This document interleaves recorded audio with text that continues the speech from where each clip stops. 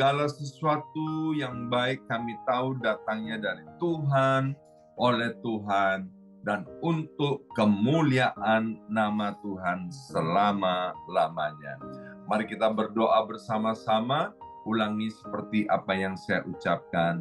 Bapa kami yang ada di dalam surga, Bapa kami yang ada di dalam surga, dikuduskanlah namamu, dikuduskanlah namamu, datanglah kerajaanmu, jadilah kehendakmu jadilah kehendakmu di bumi ini seperti di dalam surga. di dalam surga. Bapa yang baik, Bapa yang baik, berikanlah kami pada hari ini berikanlah kami pada rezeki yang menjadi bagian kami yang menjadi bagian secukupnya, secukupnya, cukup untuk untuk memberikan pinjaman kepada banyak bangsa, sedangkan kami sendiri tidak punya pinjaman, cukup untuk menjadi saksi Tuhan, mulai dari Yerusalem, Yudea, Samaria, sampai ke ujung-ujung bumi. Cukup untuk menjadikan semua bangsa murid Kristus dan membaptis mereka dalam nama Yesus. Terima kasih Bapa untuk rezeki yang secukupnya, dan ampunilah dosa-dosa kami, ampunilah kesalahan kami, seperti kami pun mengampuni orang-orang yang bersalah kepada kami. Dan janganlah masukkan kami ini ke dalam pencobaan, tetapi bebaskanlah kami dari segala yang jahat. Sebab Engkaulah yang empunya kerajaan, kuasa, dan kemuliaan sampai selama-lamanya. Dalam nama Tuhan Yesus, kami sudah berdoa. Haleluya, haleluya. Mari Bapak Ibu sekalian, sekarang kita bersama-sama, kita akan menggemakan Mazmur 91 dengan suara yang keras, dengan suara yang lantang dari tempat kita masing-masing. Alkitab berkata, mati dan hidup dikuasai oleh lidah, siapa suka menggemakannya akan memakan buahnya. Dengan suara yang keras, 2, 3, Mazmur 91. Orang yang duduk dalam lindungan yang maha tinggi dan bermalam dalam naungan yang maha kuasa akan berkata kepada Tuhan, tempat perlindunganku dan kubu pertahananku, Allahku yang kupercayai. Sungguh Tuhanlah yang akan melepaskan aku dari jerat penangkap burung dan dari penyakit sampar yang busuk. Dengan kepaknya Tuhan akan menundungi aku. Di bawah sayapnya aku akan berlindung.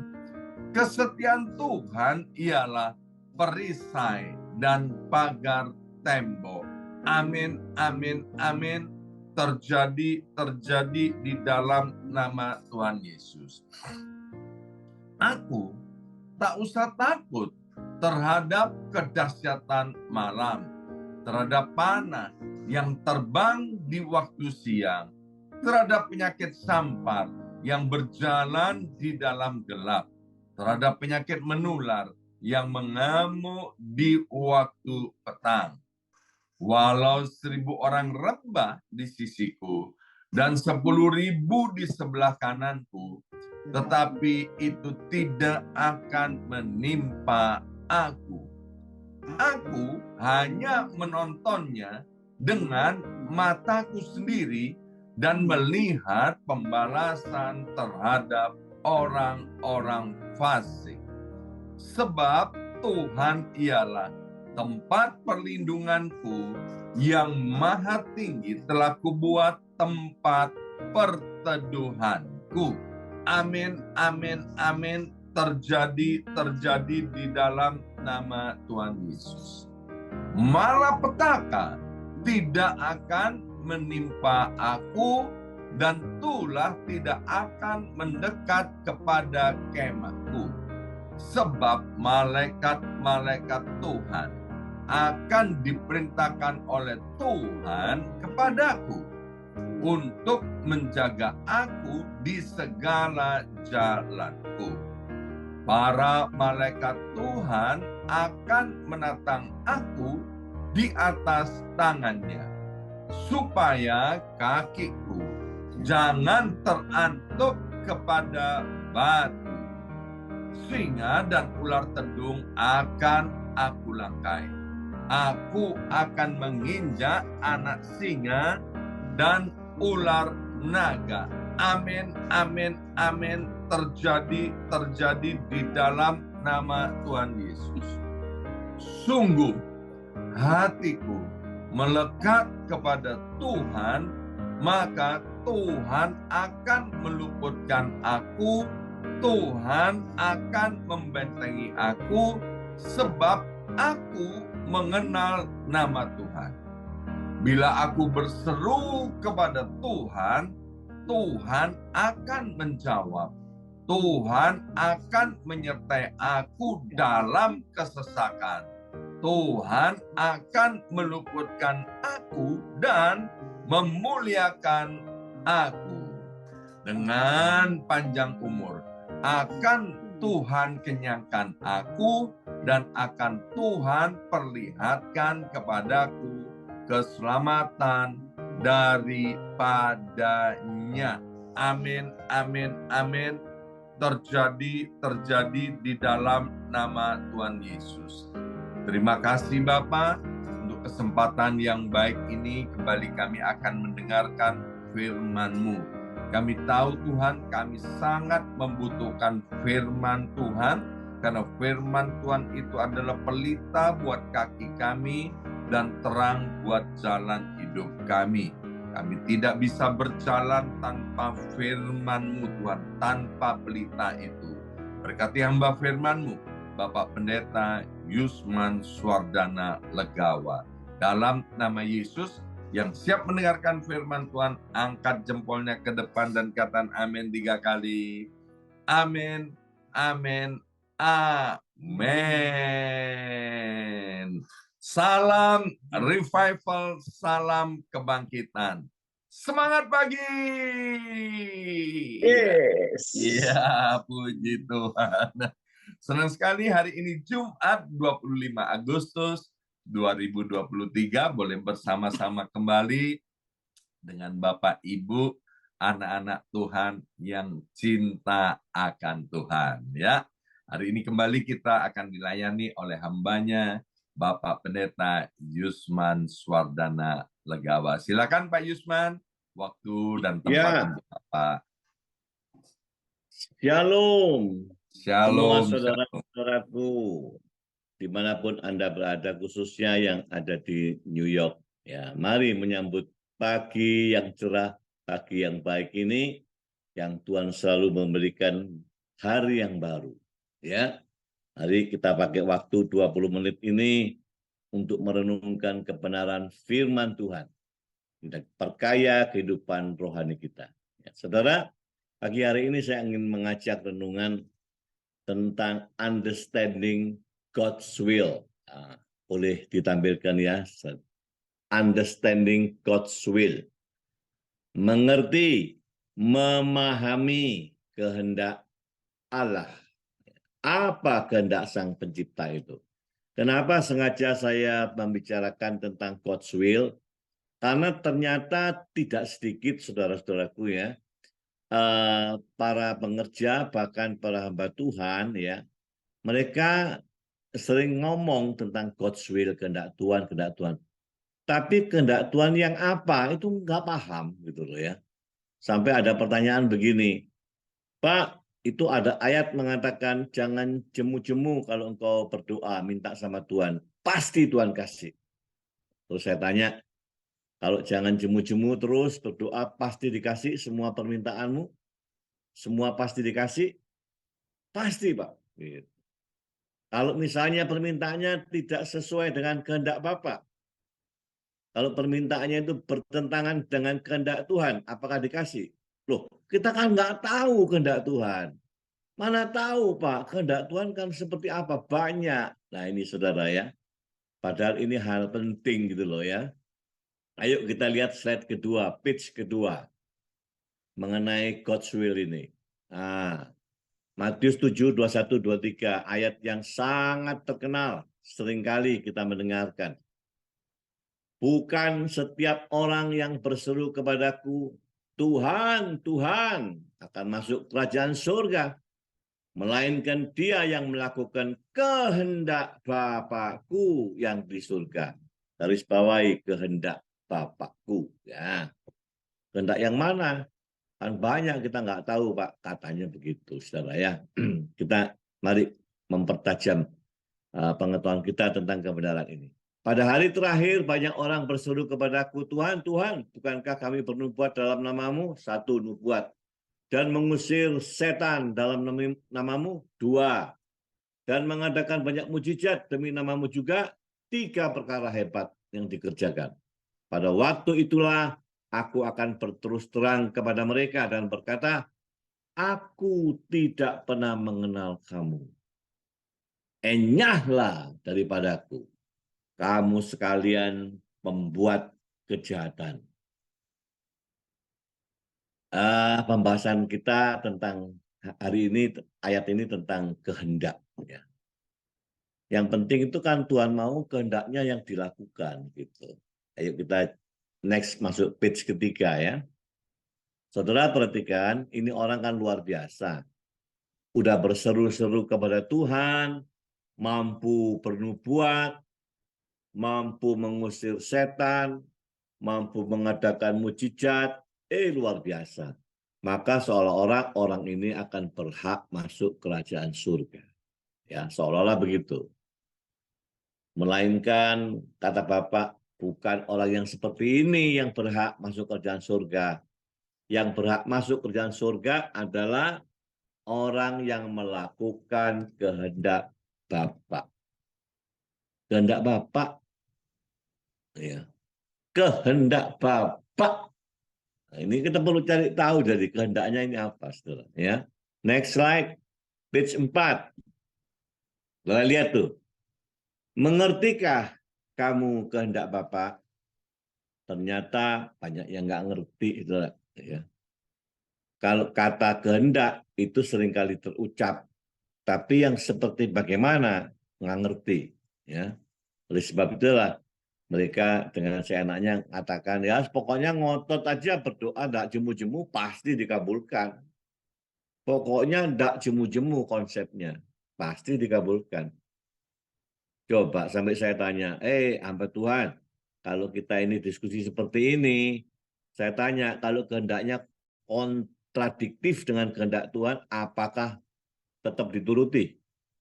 Pasti Pak, nggak bisa, nggak mungkin. Yesus aja berdoa seturut dengan kehendaknya Bapa. Siapa kita gitu loh ya. Lalu muncullah kalimat sekali lagi dia ngomong kehendak yang mana? Sulit Pak. Kehendak Bapa itu kan banyak yang mana gitu ya. Next halaman kelima, page 5. Sebab itu janganlah kamu bodoh, tetapi usahakanlah supaya kamu mengerti kehendak Tuhan. Jadi untuk mengerti kehendak Tuhan, kita udah dikasih ingat, usahakanlah dirimu mengerti kehendak Tuhan. Kalau enggak ngerti kehendak Tuhan, ya ini kata firman, bodoh. Ya, jangan kau bodoh. Jangan ngomong kehendak Tuhan banyak, kita nggak tahu. Loh, dikasih tahu sama firman Tuhan. Cuman kita tidak memperhatikan. Ya, usahakanlah kau mengerti apa itu kehendak Tuhan, gitu ya. Saudara, maka itulah kalau kita itu jarang membaca Alkitab atau hanya cepat-cepatan baca Alkitab, saya yakin pasti banyak hal-hal terlewatkan. Apalagi kalau tidak ada masa waktu untuk renungan. Merenung itu kan meditating, tapi meditating and pondering. Wah, itu luar biasa. Kita tidak hanya membaca. Baca itu kan hanya menambah pengetahuan kita.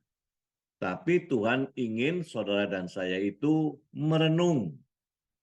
Kalau merenung itu tujuannya mengenal Tuhan. Gitu, ya. Ayo kita memperkaya hidup.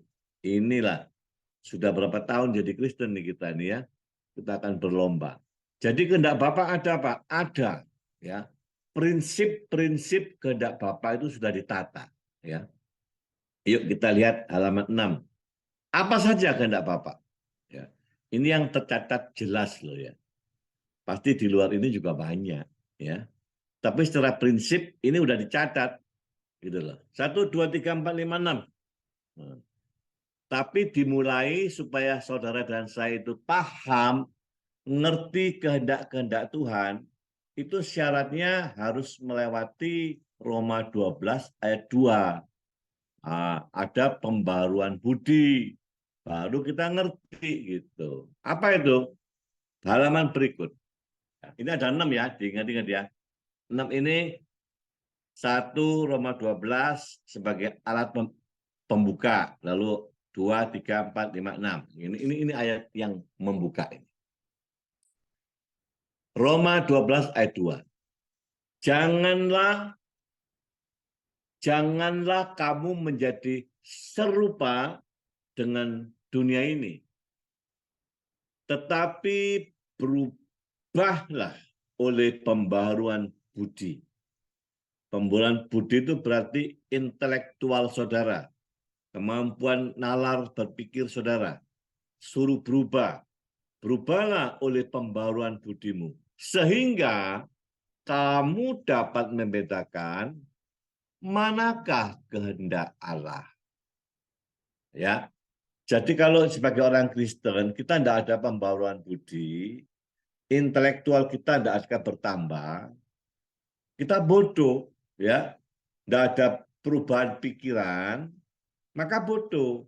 Kalau berubah, tapi berubahnya tidak boleh serupa dengan dunia. Berubah, maka saudara dan saya bisa membedakan manakah kehendak Allah. Apa yang baik, yang berkenan kepada Allah, dan yang sempurna. Hebat ayat ini, luar biasa ya. Lalu kita masuk yang bagian kedua. Ya, pesannya apa ini yang kedua? Jangan ada yang binasa. Kehendak Allah adalah jangan ada ciptaannya yang binasa. Yohanes 6:39. Inilah kehendak Dia. Jelas gitu loh, ya. Inilah kehendak Dia yang telah mengutus aku. Kehendak Bapa yang sudah mengutus Yesus. Yaitu supaya dari semua yang diberikannya kepadaku, jangan ada yang hilang. Tetapi supaya ku bangkitkan pada akhir zaman. Jadi saya ini memikirkan Bapak itu menciptakan manusia. Atas ciptaannya ini Bapak rindu. Semua ciptaannya ini Isa kembali lagi bersama-sama dengan Dia. Nah, Isa kembali lagi bersama, tidak ada yang lost. Ya. Inilah hati yang sebenarnya Bapak. Jangan ada yang hilang. Tapi repotnya, saudara dan saya ini akan dikasih kehendak bebas. Dikasih free will. Ya, ini yang masalah. Ya. Tapi kerinduan penciptanya ingin semuanya balik kepada pencipta. Ingin hidup bersama-sama dengan manusia ini. Ya, jadi jelas ya yang kedua, jangan ada yang binasa. Ketiga, semua orang dirindukan percaya Yesus. Yohanes 6 ayat 40, sebab inilah kehendak Bapakku. Inilah kehendak Bapakku. Apa itu?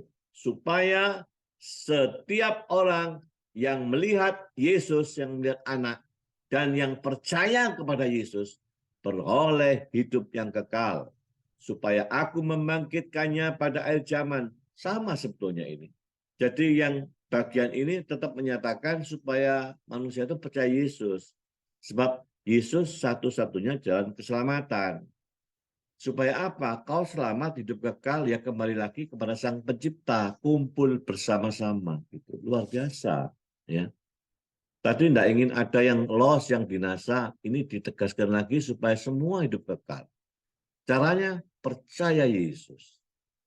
Jadi kalau seperti ini, maka tugas orang-orang yang sudah jadi Kristen lebih dulu bertugas untuk mengingatkan saudara-saudara kita, sahabat kita, mereka yang belum kenal Yesus, kewajiban kita membawa mereka kenal Yesus. Ya, yang keempat, ingat akan pengudusan. Berarti bicara tentang kekudusan. Ya. 1 Tesalonika 4 ayat 3. Karena inilah kehendak Allah. Inilah kehendak Allah. Pengudusanmu. Yaitu supaya kamu menjauhi percabulan. Jadi Allah merindukan secara prinsip ya, jagalah kekudusan dalam hidupmu. Udah itu. Ini kan prinsip-prinsip. Ya. Jadi jangan bicara maksudnya kehendak Tuhan yang detail terperinci gitu ya, enggak lah ya. Tetapi prinsip-prinsip sudah dikasih oleh Tuhan kepada saudara dan saya, kekudusan. Sebab Bapa kita kudus, maka kita ini harus hidup kudus. Ya. Bahkan kudus ini kalau bicara secara pengertian lebih lebar kan menjangkau banyak perkara. Kudus itu artinya kau sudah dipisahkan untuk Tuhan. Saudara dipisahkan sudah buat Tuhan, sehingga pikiran, perkataan, perbuatan saudara sudah untuk Tuhan, tidak seperti yang dulu. Gitu. Ya, sudah ada garis. Gitu. Yang kelima, waduh, kita diminta oleh Bapak ini supaya setiap orang percaya itu selalu mengucap syukur. Punya kemampuan mengucap syukur. Wah, saudara, 1 Tesalonika 5:18 ngomong sih gampang ya. Mengucap syukurlah dalam segala hal. Sebab itulah yang dikehendaki Allah. Dikehendaki Allah di dalam Kristus Yesus bagi kamu. Selalu mengucap syukur. Ya, kalau manusia normal dalam sukacita, diberkati, hoki, dapat promosi, bisnisnya lancar, mengucap syukur mah gampang. Ya. Tetapi ini apa? Oh, saudara, dalam keadaan tidak nyaman pun kau diminta mengucap syukur. Dalam keadaan rugi, dalam keadaan bangkrut, tetap ingin ucap syukur. Saya mengerti orang yang tidak ucap syukur itu maksud Tuhan begini loh. Berarti kau tidak percaya. Berarti kau tidak yakin sama kebesaran Tuhanmu. Ya, saudara, saya belajar cukup banyak di dalam peristiwa selama pandemi. Ya, belajar cukup banyak. Disitulah dasar-dasar yang tidak punya alasan untuk ucap syukur, saya harus ucap syukur. Ya, nggak ada dasar yang saya harus bisa datang menghadap Tuhan bersyukur kan senang gitu ya. Nggak ada dasar, tapi ya belajar harus ucap syukur. Nah, penderitaan selama 3 tahun pandemi. Ya. Tapi saya mengalami akhirnya gitu. Ya. Memang betul dalam ucapan syukur itu karena kita yakin percaya Tuhan. Tetap di masa pandemi pun Tuhanku adalah Tuhan yang besar, Tuhan yang ajaib, Tuhan yang mengasihi, Tuhan yang memperhatikan anaknya, Tuhan yang memelihara anaknya. Dan faktanya memang kita dipelihara. Dengan apa? Ya caranya Tuhan, kita nggak ngerti. Ya, seperti saya katakan beberapa hari yang lalu, banyak hal-hal yang di luar hal yang tidak saya kepikir sama sekali. Tapi Tuhan bisa memberikan penghidupan, kebutuhan ya, need kebutuhan saya dan keluarga. Luar biasa ya. Jadi benar ini nyuruh ucap syukur supaya kau tetap percaya gitu loh ya. Yang keenam. Nah, Tuhan merindukan semua orang percaya itu punya kebajikan. Ya, Anda kalau baca di ayat yang lain, siapa yang imannya Yesus, imannya Kristus, iman itu harus diiringi dengan nomor satu, kebajikan. Orang yang percaya Yesus harus menunjukkan praktek kebajikan. What is kebajikan? Perbuatan baik. Ya, supaya orang yang percaya Yesus itu berbuat baik. Itu namanya punya iman Kristus. Lahir kebajikan. 1, 2, 3, 4, 5, 6. Ada banyak itu pilar-pilar iman Kristus. Ya. Di 2 Petrus 1 ayat 5 sampai 8. Nah itu loh. Ya. Makanya di sini diingatkan kembali. Inilah kehendak Allah. Supaya dengan berbuat baik kebajikan, kamu membungkam kebijikan orang-orang yang bodoh. Karena kebaikan itu luar biasa, saudara. Ya. Kebajikan itu luar biasa.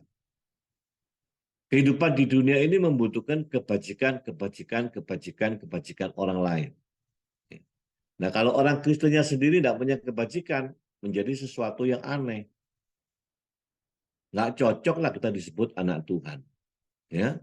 Nah, jadi 1, 2, 3, 4, 5, 6. Itulah prinsip kehendak Bapa. Nah, berani kita katakan tidak ada kehendak Bapa itu yaitu. Ya.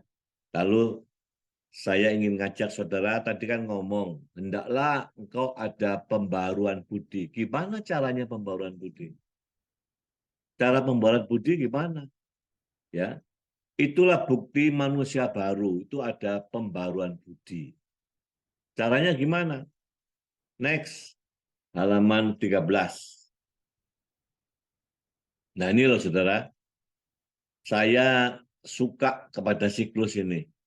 Ini siklus berlaku untuk orang yang mau merubah karakter. Tidak akan bisa kalau tidak melewati siklus ini. 2, ini sama dengan orang yang mempraktekkan hidup menjadi manusia baru yang tulen. Orang baru percaya Yesus, yang baru itu baru rohnya. Tapi model tabiat pikirannya, jiwanya belum baru, tidak otomatis baru.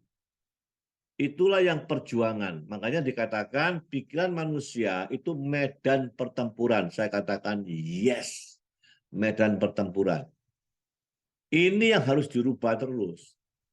Kalau rohnya udah baru sebab Roh Kudus tinggal bersama saudara, bersama rohmu di sini. Ya. Tetapi habit ini belum baru gitu loh. Jadi siapa ingin merubah karakter itu sama dengan siapa ingin jadi manusia baru yang tulen. Ini. Di mana semuanya dimulai? Number 1. Nah, jiwa saudara itu bisa diisi oleh apa saja. Kalau tidak mau baca Alkitab, ya cari sumber yang lain. Sumber apa? Yang dunia. Berarti jiwamu dipenuhi oleh hal-hal dunia. Nanti lahirnya adalah apa? Hikmat dunia. Gitu. Kalau jiwa saudara tidak mau Alkitab, tapi diisi oleh pelajaran-pelajaran kejahatan, praktek-praktek okultisme, ya jiwamu nanti akan keluar hikmat-hikmat setan. Gitu. Ya. Jadi sumber paling sempurna, paling sehat, paling bersih adalah Bible. Kalau udah bicara Bible, selalu ada 3 kata. Doa, baca, renung. Doa, baca, renung. Doa, baca, renung. Kalau doa saja tidak baca, Anda miskin. Kayak tadi itu, nggak tahu kehendak Bapak. Kalau Anda doa, baca, tapi tidak tahu renungkan, saudara tidak pernah dapat rema. Nggak pernah dapat rema. Siapa tidak pernah merenung, tidak akan muncul yang kedua. Siapa yang tidak punya kemampuan merenung, tidak akan muncul kemampuan ketiga. Kesadaran diri, awareness-nya nggak ada. Ya, tapi kalau orang merenung, dia ada awareness. Dia sadar, dia tergugah. Kok gini aku ya? Aku Kristen ya. Kok berkata seperti ini? Aku Kristen kok jahat ya? Nah ini ada kesadaran baru, maka muncullah paradigma atau perspektif cara sudut pandang baru. Ya, kalau baru berarti yang sehat ini. Kalau sudah punya perspektif baru, maka Anda punya pikiran baru. Ini boleh dikata mulai timbul attitude yang baru. Attitude itu belum bertindak. Attitude itu baru cara berpikir. Terlihat dari cara ngomong. Itu baru attitude. Belum tindakan. Kalau dibiarkan dia akan masuk dalam behavior. Tindakan tuh ya, tindakan kan. Yang nomor 5 itu lahirmu. 1, 2, 3, tindakan. Kalau tindakan, engkau sering ngulang tindakan, engkau baru menciptakan sebuah habit. Ya. Hati-hati ya, everybody. Orang kalau sudah masuk dalam habit, engkau masuk framing, figura. Framing. Artinya apa? Kalau di framing, angel keluar. Siapa biasa bohong, siapa biasa ngomong cabul, itu suruh enggak bohong, agak sulit. Keluar sebentar, 1-2 bulan balik lagi gitu, ya. Nah, kalau sudah habit, matilah dia akan jadi karakter. Karakter itu apa, Pak? Karakter itu that is you. Totali dirimu itu yang karakter itu. Itu framingnya lebih tebal. Makanya kalau udah orang karakter jelek, sorry ngomong, sulit baliknya itu. Bisa, Pak, bisa. Harus tobat sungguh-sungguh. Praktek siklus ini dikerjakan. Pasti bisa, pasti. Tapi kalau nggak sungguh-sungguh nggak bisa, berat. Ya, saudara lihat siklus ini. Setelah itulah manusia baru. Kolose 3 ayat 10. Kolose 3 ayat 10 itu bunyinya gini loh. Manusia baru itu harus terus-menerus diperbarui. Terus-menerus sampai mati diperbarui. Supaya kita ngerti kehendak Sang Pencipta itu. Nah, muter terus gini loh, muter terus. Ini siklus. Kalau udah merasa senior berhenti, manusia barunya merasa kaya, sudah pinter, nggak mau diperbarui lagi, pasti jatuh. Pasti tumbang dalam banyak perkara. Korupsi, perzinahan, perselingkuhan, tumbang. Kesombongan. Ya. Nah, next. Amin. Amin. Ya, kita tutup. Saya mau berdoa buat saudara. Tuhan Yesus, Roh Kudus yang baik, terima kasih. Waktu 20 menit sudah memperkaya manusia roh kami. Kami mengerti Tuhan, kami sekarang tidak asal berdoa, tidak asal minta. Kami harus mengerti prinsip-prinsip kehendak Bapa. God's will itu, kami harus punya understanding. Sebab kalau enggak, kami seringkali kecewa. Tapi biarlah Tuhan Yesus, Roh Kudus mengajar kami, biarlah kami hidup di dalam prinsip-prinsip kehendak Bapa. Terima kasih Bapak, Engkau memberkati semua saudaraku yang pagi ini mendengarkan firman ini. Engkau memberkati kehidupan mereka, perkaya mereka semakin hari penuh dengan kebenaran firman Tuhan. Haleluya, haleluya, amin. Amin.